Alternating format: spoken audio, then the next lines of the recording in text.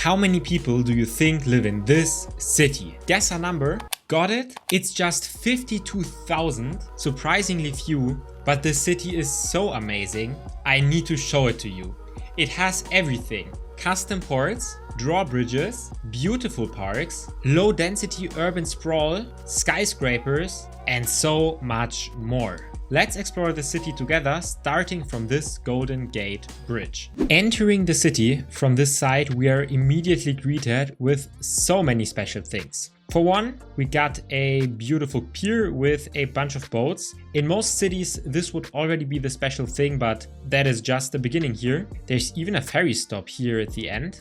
And the ferry is currently over there. We will get to that area later. But first, look at this amazing building immediately at the city entrance.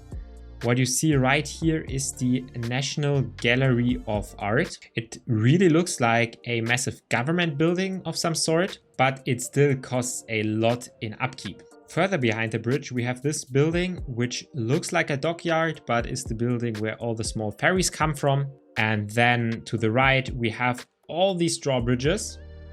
Not only these two, but also the yellow one and a custom bridge there in the back. This opens up to an industrial area. Look at that, there's even public transport arriving here right now. And the port with these surfaces looks so great. And then of course, all the specialized industry is right here. There's chemicals being produced, there's cars being produced. And this one right here is a recycling center tucked on the inside. Great use of the asset. And further down the line, it is empty land where you could build your own city. You can do so if you want to. The city is called New Wells by Naruto. You can find it on Paradox Mods and it even works without any mods. But let's get back to the city and explore it for more inspiration. What I definitely like about the city is that there is some topography here. There is some nature. It's not like the entire land is flat. There's a mountain here that was cut in half by this road. It's kind of steep, but it is definitely unique. And then we have this alleyway with tons of trees. It's a really great use and it just looks so amazing. Further towards downtown, we have massive parks. Here on the shorefront, this botanical garden.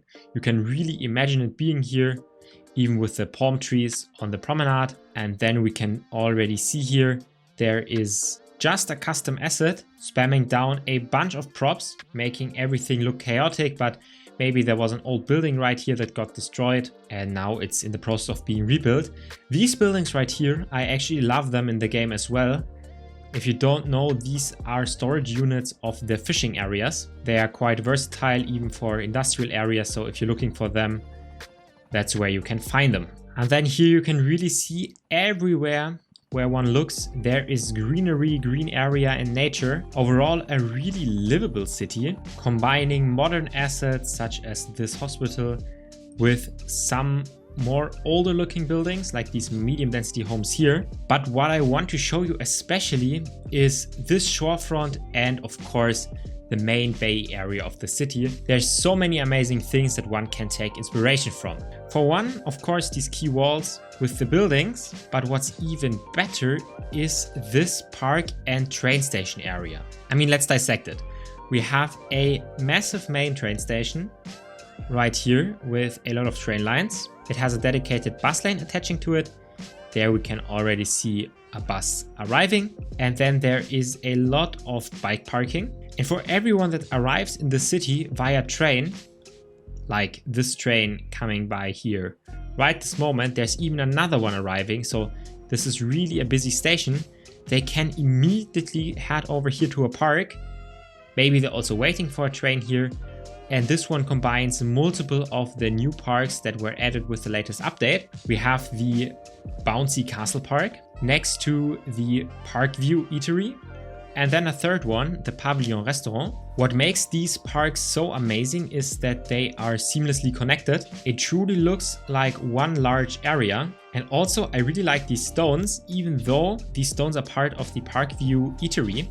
I wonder if we can build them ourselves, if we just grab like a sand surface, make like a custom round area. That way we got the ground and then we can put a boulder as well as some bushes next to it. Oh wow, this really works. and it looks nice. I'm definitely going to use this in my series of Tuna Bay soon, but that's the first piece of inspiration I got from this city.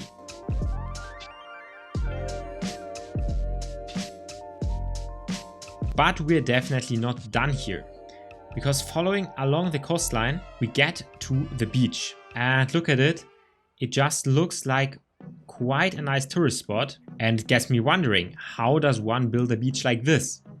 I mean, the first thing is the layout. We have this pier thing here, as well as a ferry terminal, and also this one single building that looks like a restaurant that really sells it. And then of course, these props.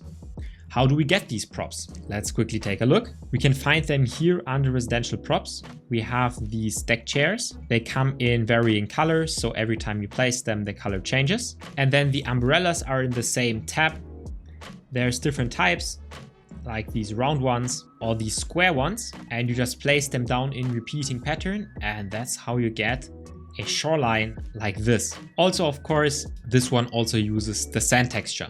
We can see it goes here right into the ocean. Next up on the shoreline, just another ferry terminal. This is the dedicated one. It's a solid asset on a shoreline, but it is even more beautiful when you have it integrated into the road network with a tram passing through here, just carrying more people that want to go places.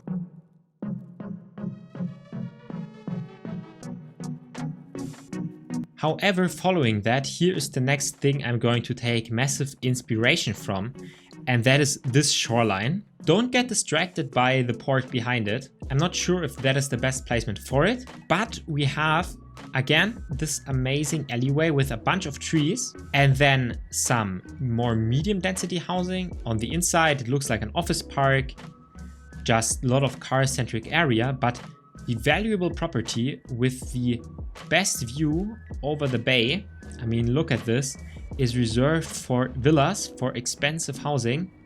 They're here, they have bike paths, and just a really beautiful area. And one really has great segregation here. And for some reason, looking at this, you can really see that people are paying a lot to be here. And I just like the separation of having the quay wall, then some trees, and then the villas. Next up, we have this port area, and while it looks a bit all over the place, also somehow it is really clean. Of course, we have all the custom assets from a custom port, and the thing that ties it all together are the surfaces, as well as all these singular containers that are just plopped here of areas where the containers have already been loaded onto ships. We can see more of them over here. There's oil terminals, but then there's also just containers standing around. And then there's more custom industrial props right here. Just this little bit of detailing gives so much to an area. And I guess that is the next takeaway, just put assets down where they make sense. And even if they're not even on a flat surface, from far away, at least from here, it looks great. And now this is where we get further outside the downtown area. We still have the same DNA of the city. There's still a lot of greenery, a lot of empty spaces, but this is more like a business and office district. There's still public infrastructure around.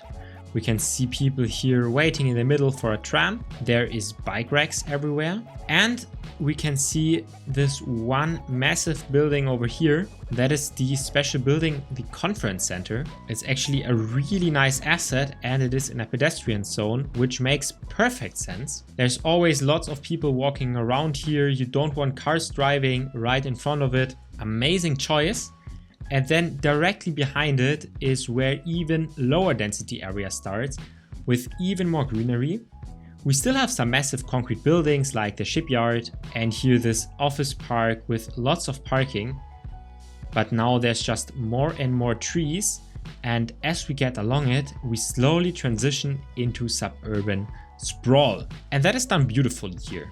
We have the interchanges, we will take a look at a second at that, but we have a small river. More importantly, we have all these bike paths around here. I'm sure people appreciate it. Everything is really segregated. It doesn't feel like a busy area. which is exactly the kind of place you want to live in. But even though it is the case, there is still multiple ferry stops on the way. And there we have one coming right across the corner.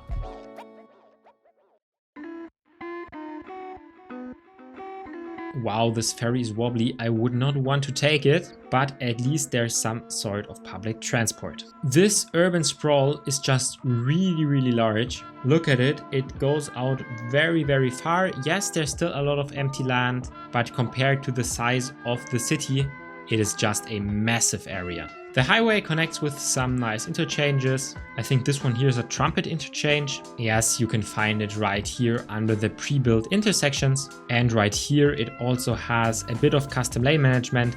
So the highway is just 2 lanes, but then there's an off-ramp. It adds an extra lane. And the same over here with an on-ramp. Taking a look at the city from a higher level, there is a lot of things going on. Electricity-wise, there's 800 megawatts generated, but only 100 megawatts used. All that electricity comes from wind turbines. Then there's also a small coal power plant, but most of the energy comes from up here. There is a dam that produces 700 megawatts. It's great to see that dams are working again. I think there were versions before where that did not work, and 700 megawatts is really a lot. And it only costs 60,000 a month to maintain. And 3.5 million worth of electricity is exported, so that dam is definitely crazy profitable. Sewage treatment in the city is actually quite nice. I usually dump everything in the ocean, but this city has wastewater treatment plants right here in the industrial area, so it's great to see that a coastal city is taking care of its water pollution. Hospitals are spread evenly around the map. I mean, we have a lot of these special buildings here. We have this modern hospital that I really like, but we also have this disaster control center, which you can only build once. Then for garbage, I always find it quite amazing to see how few garbage facilities you need when traffic is good.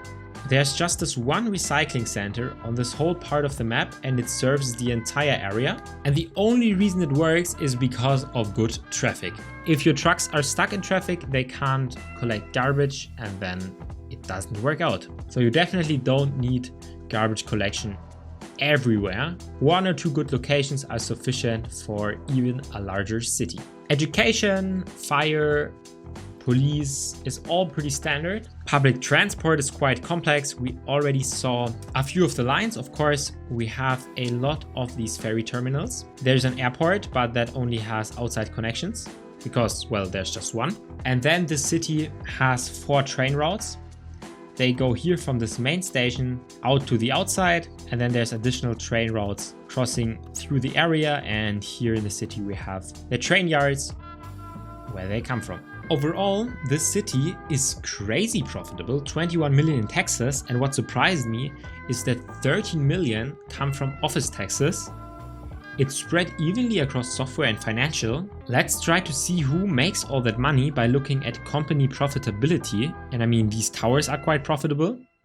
These are all office towers. And I mean, look at this. One of these office towers, they make electronics. They make a profit of 1.3 million a month.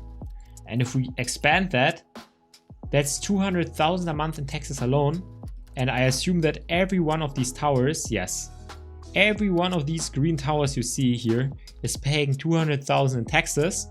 These are all office towers. They're also running at 160% efficiency, which is because of employee happiness, reduced water fees, but mostly office efficiency. And that office efficiency comes from placing down all these special buildings. And at the end, this is what results in these crazy high tax income from offices. Oh, and as a quick side note, education is also making profit, which usually I'm assuming comes from any university. The production panel, I mean, the most interesting part here would be the offices. I'm not so sure if this information that we see here means anything or has any actual effect on the city, but if you want to see it, I'm just clicking through here quite quickly. That's it for this small city tour. I hope you got some inspiration. I'm quite amazed at how this city, for one, only has this few inhabitants, but at the same time is crazy profitable, and it definitely uses multiple tricks that make it really beautiful. Thank you for watching until the end, and happy gaming!